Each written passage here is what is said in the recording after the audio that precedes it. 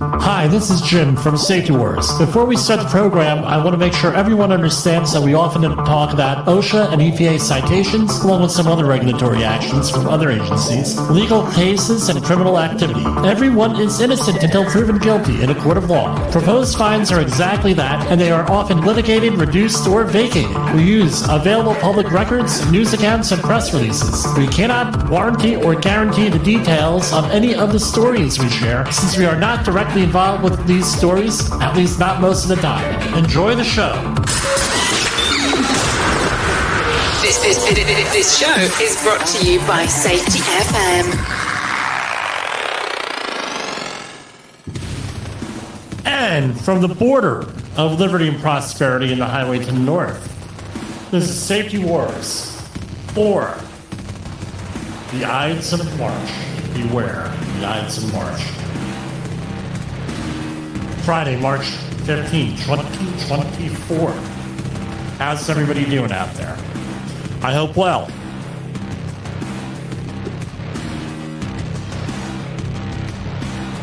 And we got an echo here again. Ay. What am I going to do? We're going to continue broadcasting. That's what we're going to do. I try this stuff out prior to coming on the air. And I don't get an echo there. Let's try this.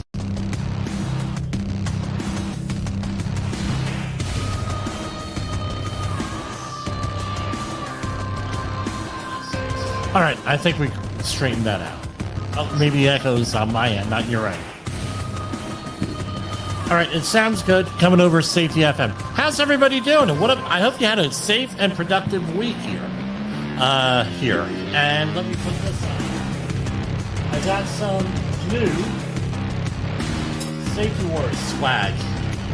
I got our red hat to go with our red jersey for Safety Wars if you're on the video stream.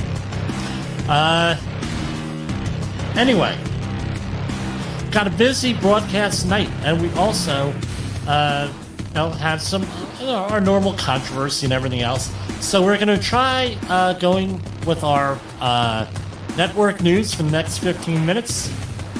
And we'll go from there. We're going to talk. What are we going to talk about tonight? All different kinds of stuff. That's what we're going to do. We're going to talk about OSHA Outreach Training.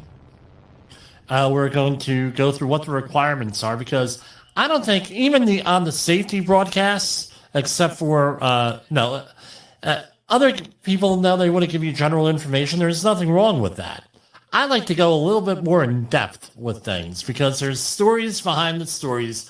As Jay Allen says, there's the inside Iggy on this stuff. And we'd like to go a little bit more in depth, because it's what's required. I was having a conversation with my wife today. I was on a conference call with a group this morning talking about OSHA Outreach Training. And what ends up happening was academics right here. And what happened was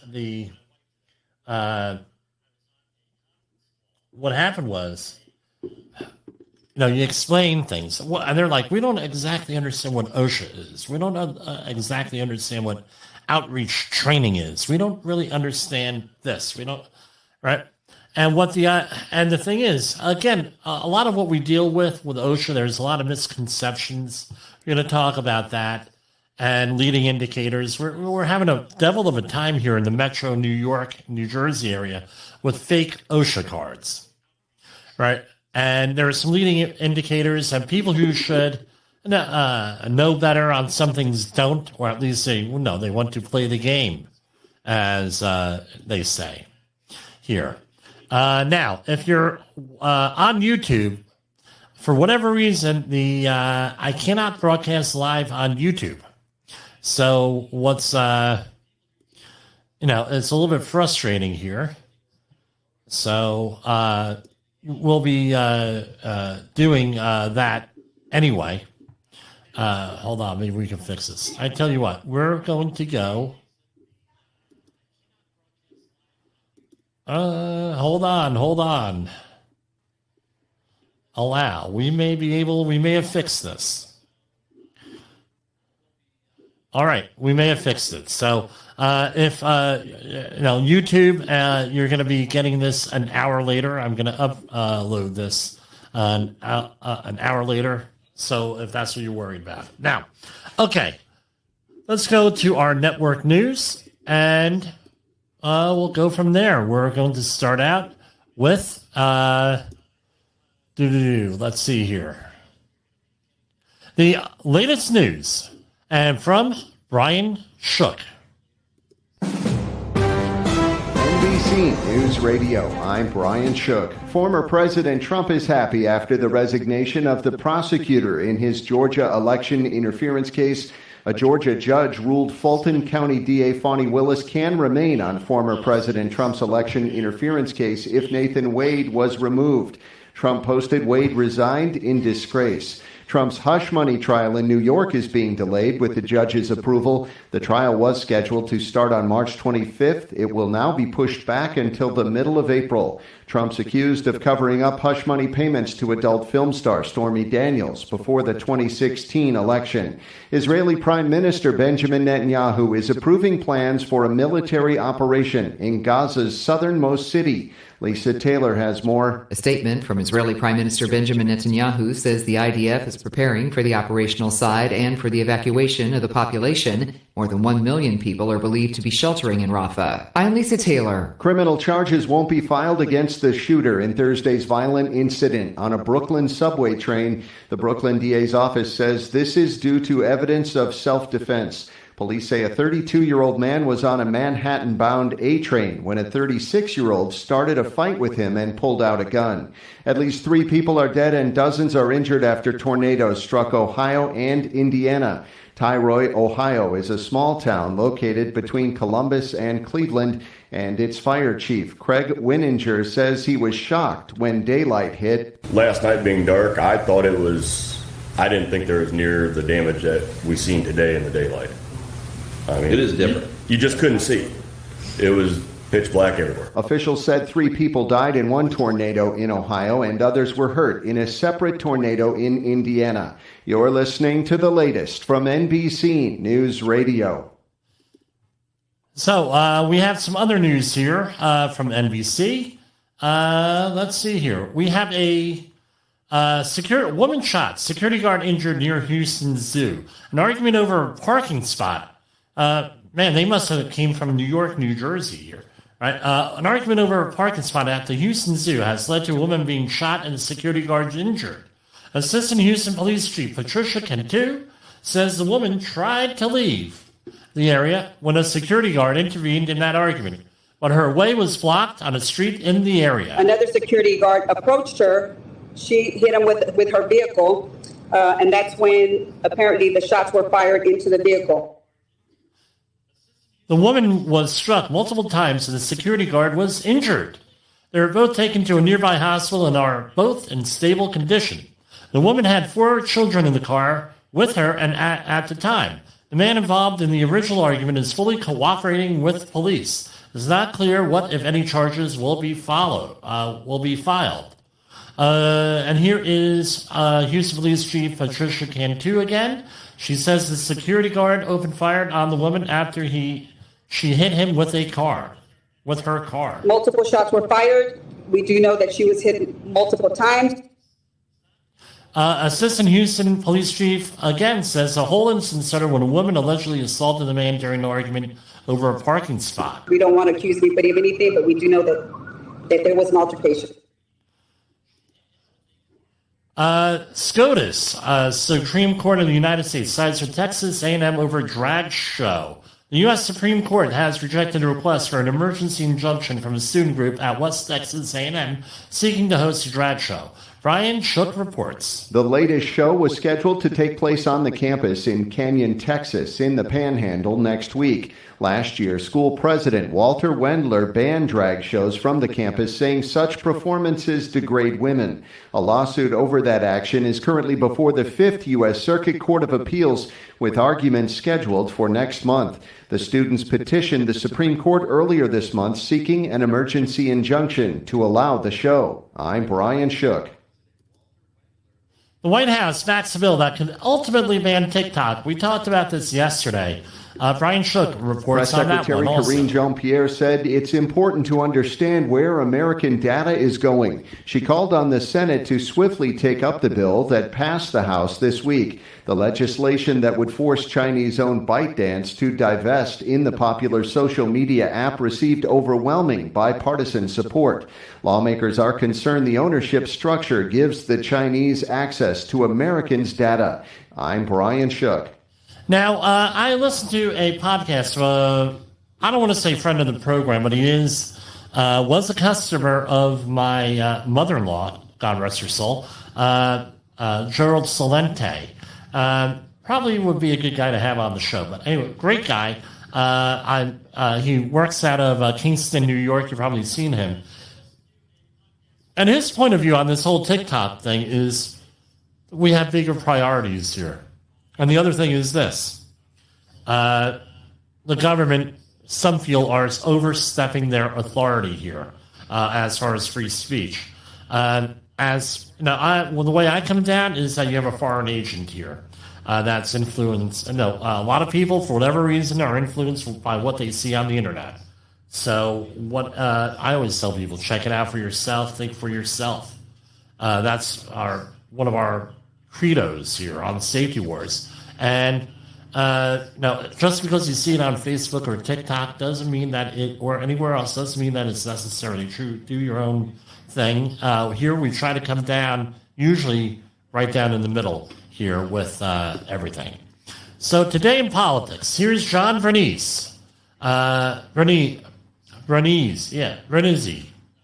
That's how you say it with today's politics. Prosecutor Nathan Wade is resigning from Donald Trump's election interference case in Georgia. White House correspondent and attorney John Decker says Fulton County DA Fonnie Willis will quickly pick it up. And it will likely be someone in her own office, on her own team. If she goes outside her office, it would just mean further delays in terms of when this trial will actually start. In a written statement, Wade said he's doing it in the interest of democracy and to move the case forward as quickly as possible. A judge in Georgia ruled Friday Willis could stay on the case if Wade was removed. The judge overseeing Trump's hush money trial in New York is agreeing to delay it. That trial, scheduled to start March 25th, will now be pushed back until the middle of April. And Mike Pence is not backing his old boss for president. I cannot, in good conscience, endorse Donald Trump in this campaign. The former VP said Trump does not promote the same conservative values they pushed during their 4 years together. While he wouldn't say who he's voting for, he did say it absolutely will not be President Biden. That's politics. I'm John Bernice, NBC News. 8 off-duty San Diego police officers helped stop a suspect from getting into the cockpit of a plane earlier this month. Jack Cronin has the story. The San Diego police officers were on their way to a training event on the East Coast when they were called into action. They helped detain and handcuff 19-year-old Nathan Jones, sitting with him the rest of the flight to Washington, D.C., after flight attendants said he tried 3 times to get into the cockpit. Jones had taken flying lessons and had notebooks with him on how to operate an airplane. I'm Jack Cronin. So this weekend we have a St. Patrick's Day parade. I hate it when people call it St. Patty's Day. And let's remember, whatever your event, wherever it is, we recently had an issue at the Kansas City Chiefs Victory Parade where somebody had a dispute and this and that, allegedly, and, started shooting. So I'm going to tell you this. If you see something, say something. You want to be on the alert. We also teach and talk a little bit about a situational awareness training. You can give us a call, 845-269-5772. Another expert is Alan Warford here on the network. Great resource on this stuff. He did some stuff for the government, security, things of that nature. You can't really talk about it, but, really good guy there. And we have Christian Marks reporting about New York City's annual St. Patrick's Day Parade tomorrow.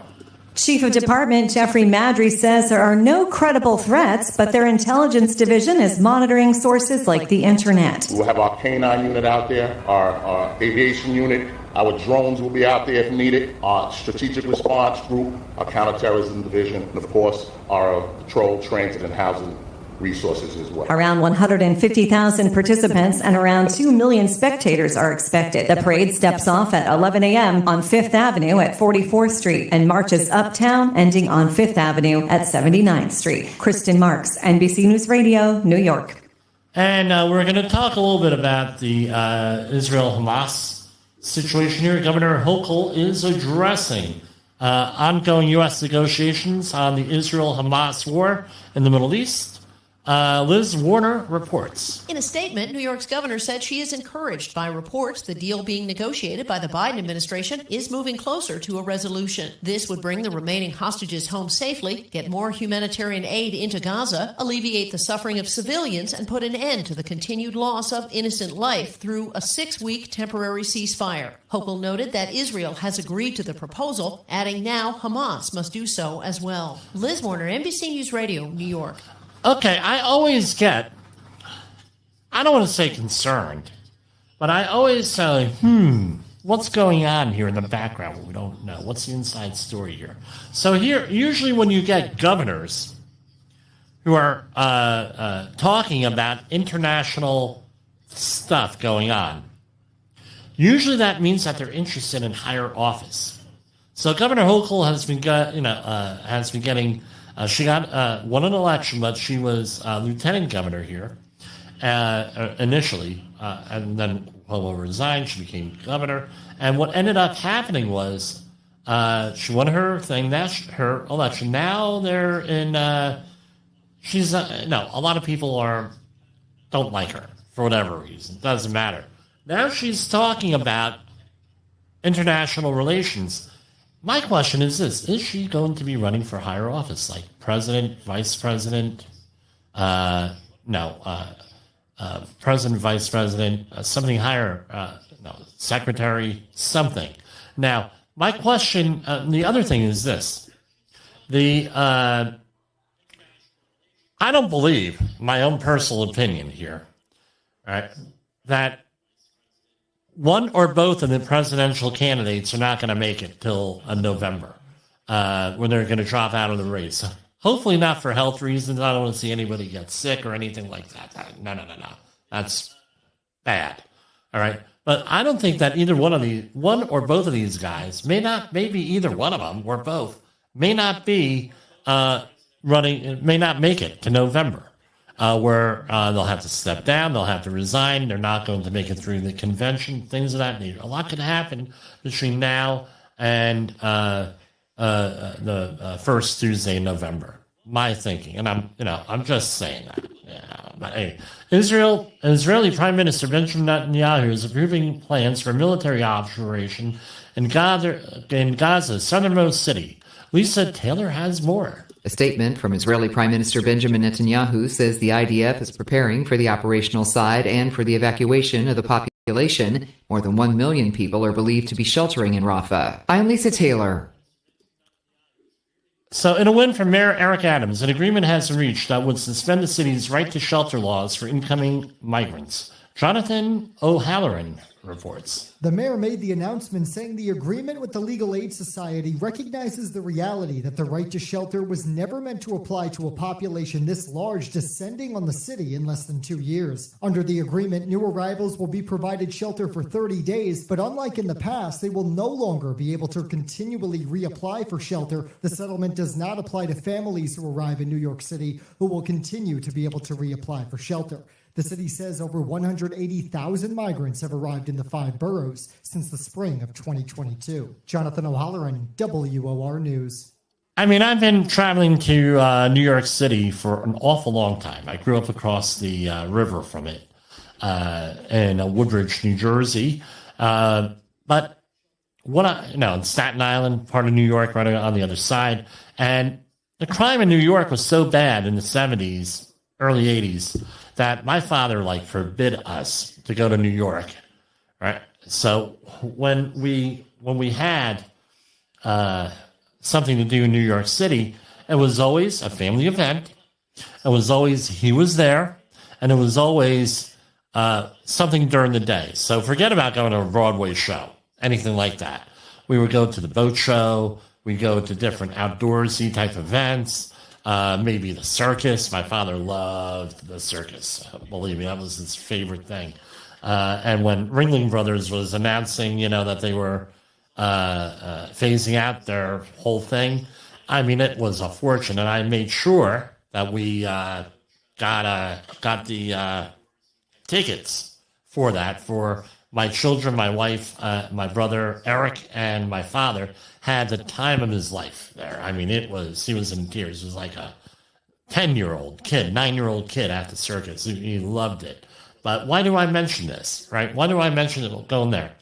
Right now, you go to New York City. You go, especially, I've been there for a couple of very early morning meetings, driving through Manhattan. I mean, Manhattan and the outer boroughs. I mean, you're talking lines and lines. We never really had that recently, since the 80s, of homeless that are presumably immigrant population. We have soup kitchen lines, food, all different types of stuff issued by private groups, by public groups, and everything else. It's a little bit disconcerting here with that. They don't have the ability to, or the capacity to manage all of these folks. 180,000 people, like the news says. That's, they don't have it. They don't have the ability to do it. I mean, it's been very controversial for putting up tent cities. Optically, that's not a good thing. Now, putting them into parks in these tent cities last summer, and then these parks are famous for flooding, some of them, and now you have that situation, now putting them into schools that are like on spring break or winter break. It's been a real bear for the city of New York to deal with. And here's something else that's not hitting the news. I was speaking to a couple of insurance people here over the last month and some other contractors, and guess what? City of New York not paying their bills on time. Not paying their contractors on time because they ran out of money from this situation. That's what I'm hearing from the people who do accounting and the insurance folks, because they've had to give extensions on insurance premiums. Okay, and we're going to do our market recap. Wall Street is closing lower to end the week. Liz Warner reports. Stocks fell today on inflation concerns ahead of next week's Federal Reserve policy meeting. Tech shares led the decline, with Apple, Microsoft, and Amazon all down 1% or more in volatile trading. At the closing bell today, the Dow Jones Industrial Average fell 190 points, the S&P 500 lost 33 points, and the NASDAQ dropped 155 points. I'm Liz Warner. And we're going to go into now we're going to make this regular again. Dow Jones Industrial ended slightly down, 387.14. S&P 500 was closed down at 5,117. NASDAQ at 15,973. That's down. Russell 2000 is up to 2039. U.S. 10-year Treasury note down 4.318%. Bitcoin dropped today, but ended in the positive. Dropped from the last time we were on the air. At 70,025. Crude oil is down slightly to 81.01. Okay, moving on to precious metals.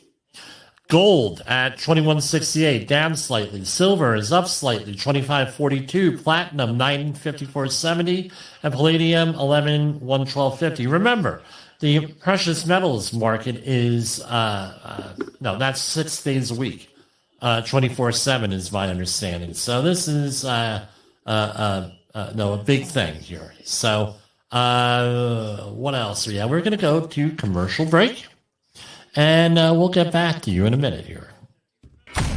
In the professional safety community, communication and planning are just a few keys to your program's success. The question many practitioners have is, where do I start?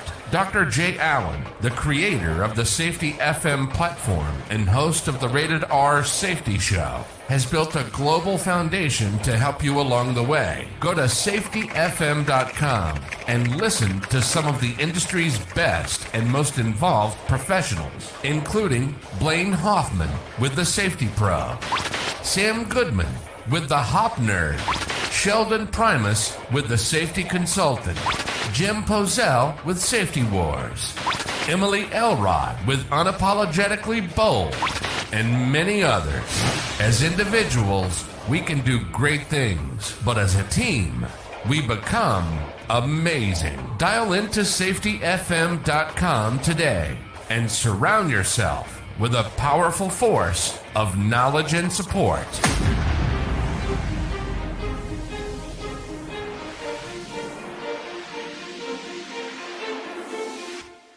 In an unpredictable world, one voice rises above the chaos. Meet Jim Poesl, a seasoned safety expert who's navigated through some of the most dangerous scenarios, from anthrax, explosive cleanups, disasters, and numerous environmental cleanups, and lived to tell the tale. Now, he's bringing his wealth of knowledge, insights, and experiences to you through Safety Wars. From workplace hazards to the hidden dangers in your own home, Jim covers it all. With his engaging storytelling and expert analysis, Safety Wars isn't just a podcast. It's your guide to a safer world. Join Jim Poesl and become part of the Safety Wars revolution. Available on Spotify, Apple Podcasts, YouTube, and wherever you get your podcasts and videos. Safety Wars. Your safety is our mission. This is Safety Wars, broadcasting to our brothers and sisters in the occupied territory of behavior-based safety. Get out your secret decoder ring. Here is your nightly message. How you respond to failure matters. How you respond to failure matters. Right. I was having a conversation today with one of our friends of the program, Peter, on specifically HOP, the whole thing with HOP. A lot of companies. What our discussion was here was real simple. A lot of companies are into collecting statistics. Statistics are that, right? There's, the truth, right? There's a lie, a damn liar, and a statistic, as the saying goes, right? There's statistics, but what are you going to do with them? And can you really, truly have a trend with a lot of these safety statistics that we keep? Again, a lot of them are wholly self-serving. His complaint was this. He said, Jimmy, we collect all these statistics, all these near-miss good catch cards and safety observation reports and whatever your organization calls them. Doesn't matter. They're all the same. And he says, Jimmy, all of them this week were the same as last week. I said, you got to be kidding me. He said, no. All of them were the same. So what do I do with them? I said, you just, I'll get in front of your management. I'll tell them right off the bat. These statistics, what are you doing with them? Or can you develop a trend? I said, look, what's going to hurt you ain't going to necessarily be what kills you or causes catastrophic thing. And the other thing is this, they're biased. They're not objective. They're subjective. And everything else that goes in there. It's a little bit disconcerting there. We're going to talk, and for whatever reason, we are we're one of the people that are going into depth with this whole Rust thing. Eventually, that's the Rust thing with Alec Baldwin and his trial coming up, blah, blah, blah, this whole thing. And we've been talking about this since they came out with the OSHA report, New Mexico OSHA. Now, we'll continue doing this. Eventually, this is going to be one heck of a case study if you're a trainer or a academic with this, right? Less than 6 months before Alec Baldwin is set to go on trial for involuntary manslaughter over the onset shooting of Rust cinematographer Helena Hutchins, the actor who steadfastly claims he never pulled the trigger says prosecutors have stacked the deck against him, quote unquote. The state prosecutors, quote, the state prosecutors have engaged in this misconduct and publicly dragged Baldwin through the cesspool created by their improprieties without any regard for the fact that serious criminal charges have been hanging over his head for 2.5 years, proclaims a motion to dismiss filed Thursday in New Mexico court. Enough is enough. Again, they were charged them, then they didn't charge them, then they recharged them, and, all this other stuff. And let's recall, they had to have an actual line item budget, right, for the prosecutor here, because that, I tell you what, he's doing everything. Now, what would have been better is what we had mentioned before, and what we're going to talk about in a couple minutes, is this whole thing had to take on to a safety wars, OSHA outreach training class. This might not have happened. Number two, when it does happen, you know what you need to do with this. Without, because it's obvious to me, based on the things that nobody knew was expecting something bad to happen, right? Look for it. Nobody planned for it with this, and breaking of the rules and everything else that allegedly happened. That's all outlined in the OSHA report, New Mexico OSHA. Again, this is why training is important here. Going on to another thing here, we were this story dried up, right? I believe it was last September, because they had reached this is Family Dollar, Dollar General, and Dollar Tree, all those stores had reached a settlement with all their OSHA issues. So OSHA stopped every week it was on Family Dollar, something. Right, so Family Dollar, the struggling discount chain that caters to low-income customers predominantly in cities, said once they will close 1,000 stores. And this is going to cause a lot of stuff. They can't. Their model is not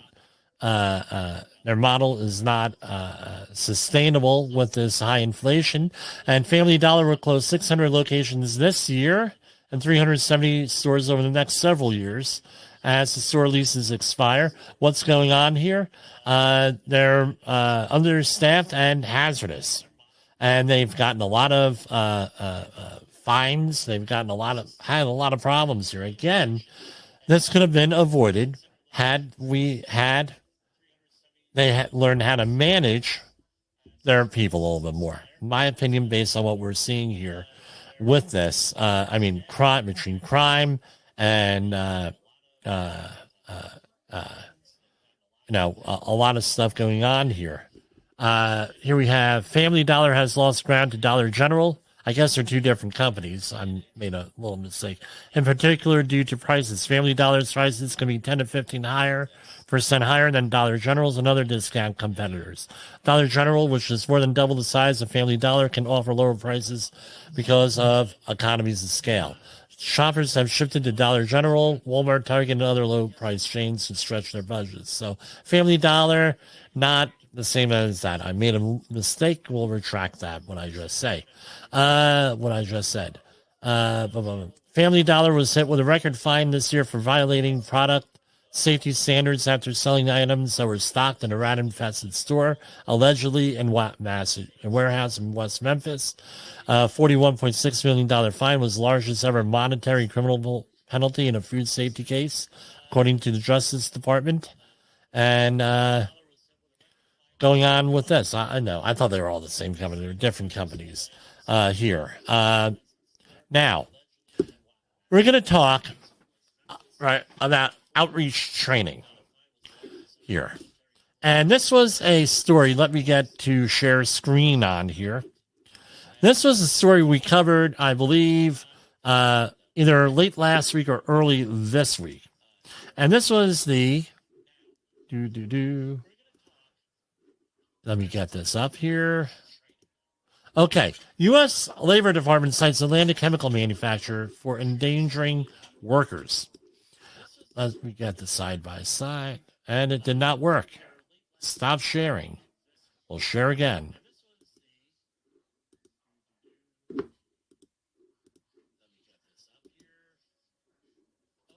Okay, there we go. Good thing I looked. So, let me zoom in a little bit. So there's some chance for you folks to see it at home if you're on the stream here. All right.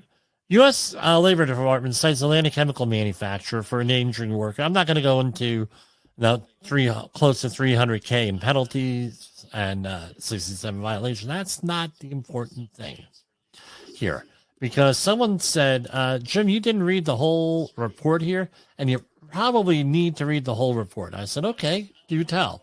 They said, look at towards the bottom of it here. All right, look towards the bottom. I said, okay. And it says, workers in the U.S. suffer more than 190 illnesses and approximately 50,000 deaths annually related to chemical exposures. Right? And I'm like, hold on. We're OSHA Outreach trainers, and there are certain statistics and things we have to cover and include in the training. And in the official overheads, it says they went from 14,000, and you got 14,000 originally in 1970 of known deaths. I'll put it that way. I know that they're always underreported. I know that they are. And because, they all different shenanigans people pull. All right. Number one. Number two, and there's litigation and everything else. Okay, great. Now, number two is that 1970, 14,000. Now we're down to like 5,000, give or take, and we seem to have plateaued here. And part of our mission here at Safety FM and on Safety Wars is to try to get that number down. But here we have workers suffer more than 190,000 illnesses and approximately 50,000 deaths annually related to chemical exposures. And we're going to click on the link here to find out how to get there. So what you're telling me is that the number that we get, the 5,000, is bullgłówno. All right? It's actually 55,000 according to the numbers. How do they get there? And I tell you what, I'm going to, I will include this in my training from now on. So here we have transitioning to a safer chemical toolkit for employees and workers. A toolkit for employees and workers. Welcome. And it goes on and on and on. And it says, again, as a result, after American workers use tens of thousands of chemicals every day, while many of these chemicals are suspected of being harmful, only a small number are regulated in the workplace. As a result, workers suffer more than 190,000 illnesses and 50,000 deaths annually related to chemical exposures. Workplace chemical exposures have been linked to cancers and other lung, kidney, skin, heart, stomach, brain, nerve, and reproductive illness, going on and on. Here it says again, how do we get there? And this website here is about reducing chemical exposure. Part of industrial hygiene, right? Chemical exposures. And a lot of the stuff is misunderstood about them. We're going to talk about that in a minute here. All right, so we click down at the bottom. Where are they coming with this? The footnote. The number is derived using methodology from Green Chemistry in California, a framework for leadership in chemicals policy innovation. And this is PubMed, and this is from the NIH, that's National Institutes of Health. We're going to read this. And here's the article. It's by Michael P. Wilson, Daniel A. Chia, and Brian Ehlers. And I'm sorry if I mispronounce this. And this is a synopsis of the article. And this is here. Right. This article summarizes a University of California chemicals policy report commissioned by the California legislature. The report makes the case that long-standing weaknesses in the Toxic Substances Control Act have produced a flawed chemicals market in the U.S. that, quote-unquote, undervalues the hazardous properties of chemicals relative to their function, price, and performance. These market conditions have dampened industry interest in cleaner chemicals technologies, such as green chemistry. A new U.S. chemicals policy will need to improve the flow of chemical information, enhance the capacity of government to control chemical hazards, and increase public investments in green chemistry and research and education. So this is from, let's see, so we're going to cite this. This is from New Solutions, I guess, from 2006. Now you're going to say, well, Jim, that's from almost 20 years ago. Yeah, but OSHA is still using this in their enforcement policies, as we just shown you. So it is still relevant. And there's a lot of other people who have cited this over the years, this article. Now you could say, well, it's statistical and blah, blah, blah. Okay, I get it. But My issue here is this. They're not, quote unquote, capturing all of this, a lot of these numbers. Industrial hygiene and chemical hazards kill more people than fall protection hazards, according to OSHA. Not according to Jimmy Poesl here in Clarkstown, New York, according to OSHA. So why do we focus on all these fall protection hazards and all these other hazards and all this other stuff when we should be concentrating more on carcinogens and other, not only carcinogens, but all the other stuff? That's a valid question, and that we need to ask ourselves, what the hell are we doing when we have 50,000 people potentially dying according to this model and 190,000? Where the hell are our priorities? Right? It's easy. Fall protection, right? Low-hanging fruit. Fall protection. Going out there and blah, blah, blah, blah, blah. Fall protection. We see it. 6 foot or higher fall in the industry, construction industry, 4 foot or higher in general industry, maritime issues, except for shipyards, where it is 5 feet, and on scaffolding of 10 feet, subpart R, 10 feet, 15 feet and 30 feet, this, that, blah, blah, blah. We're concentrating on that when we really need to be concentrating on this. Now, one of the reasons why they concentrate on the other stuff is that it gets recorded on the OSHA 300 log. This shit does not get recorded on the OSHA 300 log, right? Unless it's immediate. So, for example, you're overcome by some chemical exposure in the workplace, you pass out, that ends up on the OSHA 300 log. That ends up in your statistics, and that all goes, and they were due last week, I think, or the week before. And it should be posted right now, and that all goes into the government database here. So, question out there, and it's going to be one of our things, and I got to do short videos is what I need to do. So, now you're going to say, well, we're talking about outreach training here. How does this end up as part of outreach training? We're going to go into this because we have leading indicators here of the following in the New York, New Jersey, and Connecticut area here. And there were leading indicators for a long time. And we're going to go into a little bit of a history. We may go overtime here with this, but that's okay. This is from February 28, 2024. And this was covered in national news where a company here in the New York, on Long Island, issued 20,000 fraudulent certifications. You see, in New York City, you have Department of Buildings that have a requirement for 40 hours of training. We're not going to get into that here, but basically they required the 30-hour outreach course, which, by the way, by law, by policy, is not a certification course. That is an awareness level training. So 10-hour and 30-hour is awareness level. But they were issuing all of these fake cards, 300 to 600,000. There's going to be fines going down here. There's fines. There's criminal charges. There's a lot of stuff going on here. And you could do the math. They're charging between $300,000 and $600,000. Here is the press release. You can look this up from allegedly fraudulent Valor safety cards connected to a death of a construction worker. So this is what basically they were charged with reckless endangerment here. And I'm sure that there will be other charges filed here, like mail fraud and other things, right, with this, if they're found guilty here. Now, New York is one of those places where they actually go and they actually charge you very liberally with when you do stuff like this. So this is what happened. A guy fell. What was his name? Boom. Here we go. We had where is his name? All right. So basically, the worker fell.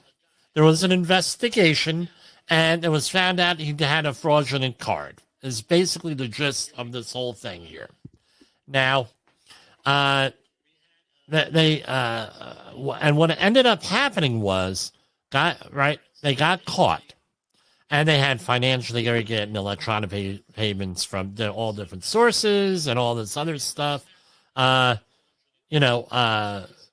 you go. Two of these trainers claim they've reportedly gained some of the required high-rise inspection construction experience when they were 16 or 17 years old. Guess what? That's illegal. You're not allowed to do that in New York.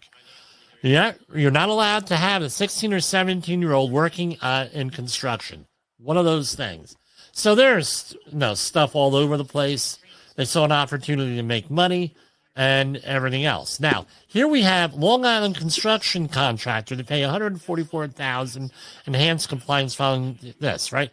So what are they requiring? The enhancement in this settlement is ensure all 4 persons have received OSHA 30-hour safety training and all field employees have received 10-hour OSHA safety training. All right. Now, what's the eventual resolution to this for the workers?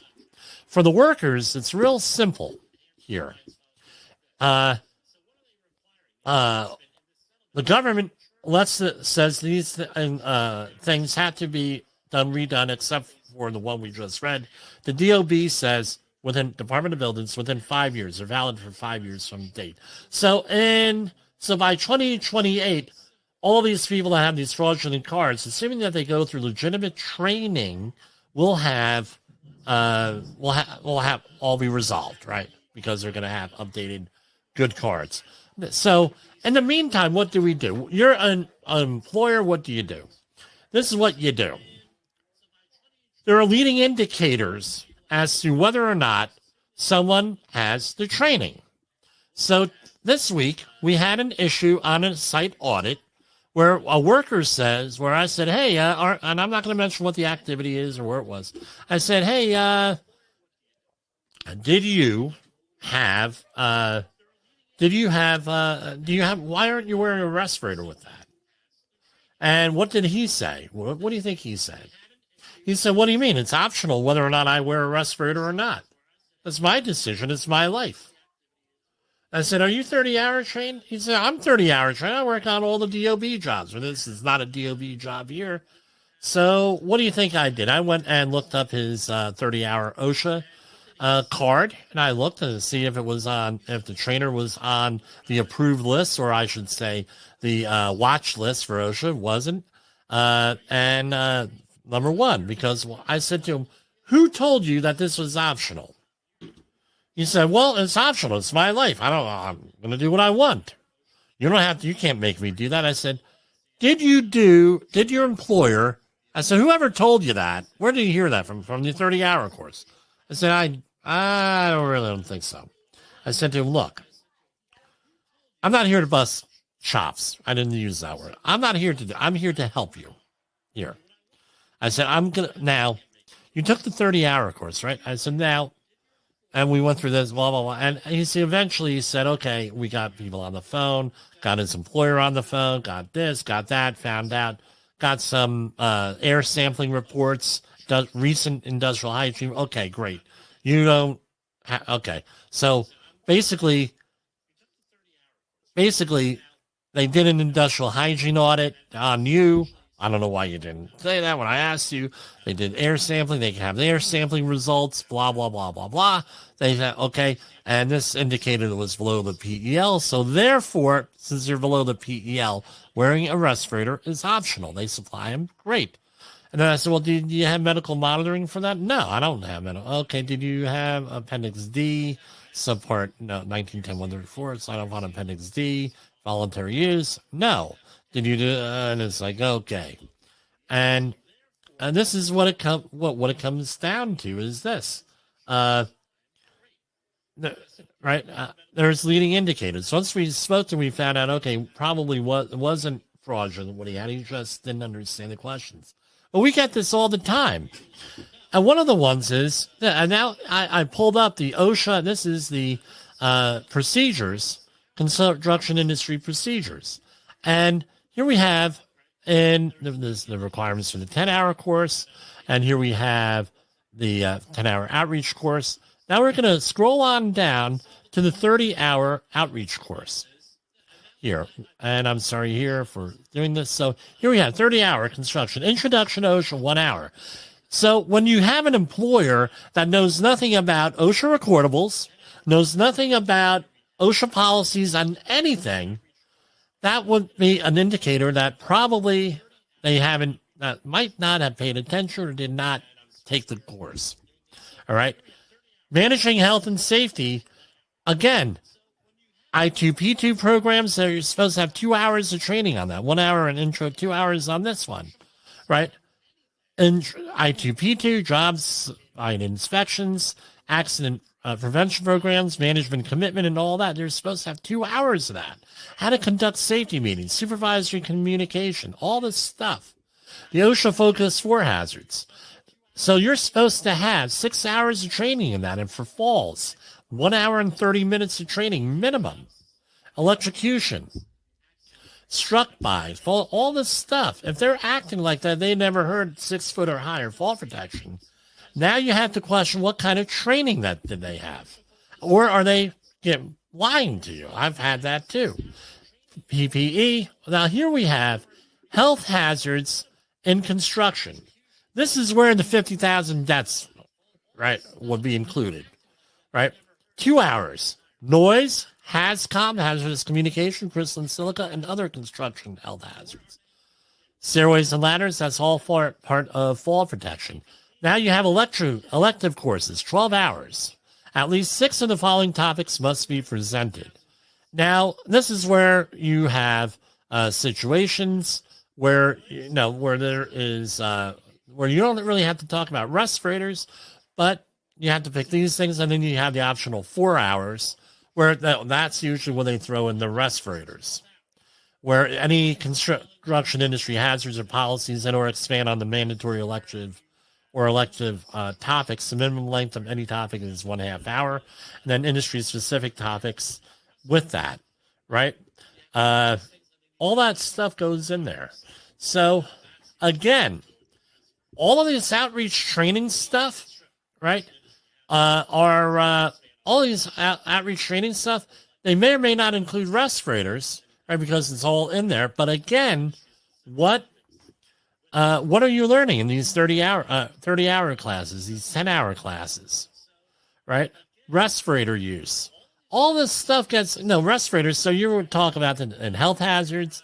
You would talk about respirator possibly in confined space entry. You would talk about respirators in possibly safety and health programs and welding and cutting. Optional 4 hours. You could probably throw that in there, 1910-134, which is a horizontal standard. All this stuff in here. Now, here's the other thing. Let's say that it is voluntary respirator use. You have to use Appendix D of 1910-134. All this stuff in here. So if you have people out on the job that don't know what they're doing, you got additional training. Now, there's a misconception that outreach training is a quote-unquote certification. It's not a certification. Even though you went through this, you have to, if you're the employer, you have to guarantee that your people were trained in this stuff. So this is awareness level course. OSHA doesn't consider this certification for anything.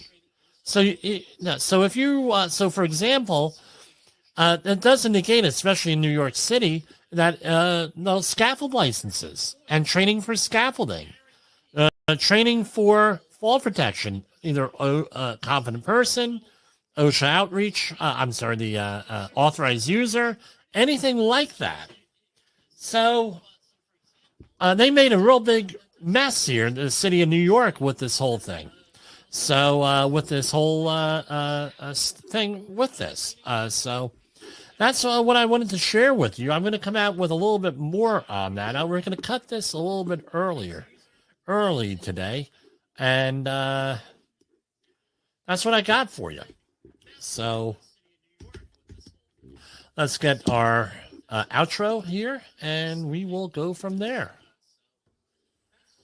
It's been a great week here with going here, and have a safe weekend. If remember, don't drink and drive if you're out of St. Patrick's Day festivity. Don't drink and drive, period. But this is one of the big days that people do this. So good night, everybody. I will see you. Might be doing some videos over the weekend. We'll see. I always say that. And I hope to see you next week with this. So share screen and window, and here we go.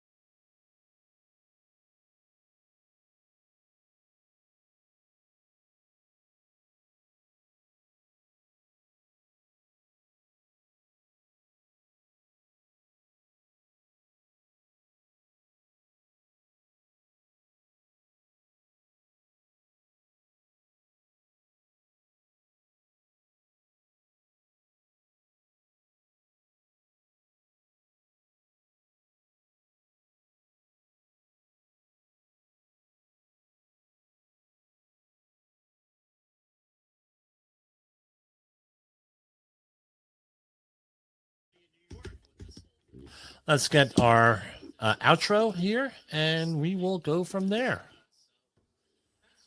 Well, it's been a great